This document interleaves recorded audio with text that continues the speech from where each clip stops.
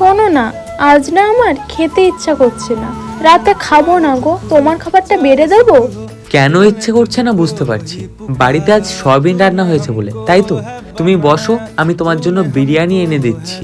আমি কিছু না বলতেই ও আমার মনের সব কথা বুঝতে পারে কি করে? বৃষ্টি, চোখটা বন্ধ করো, তোমার জন্য একটা সারপ্রাইজ আছে। করছি। কি সারপ্রাইজ? এইবার চোখটা খোলো। এই ব্যাগটা তো আমি মেলায় দেখেছিলাম, কিন্তু অনেকটা দাম নেবে বলে তোমায় কিছু বলিনি।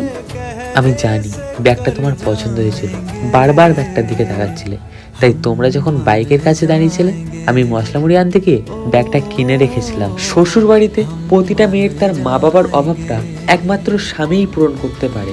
যে মেয়েটা তোমার জন্য নিজের পরিবার ও প্রিয়জন ত্যাগ করেছে তার পাশে থাকার চেষ্টা করো।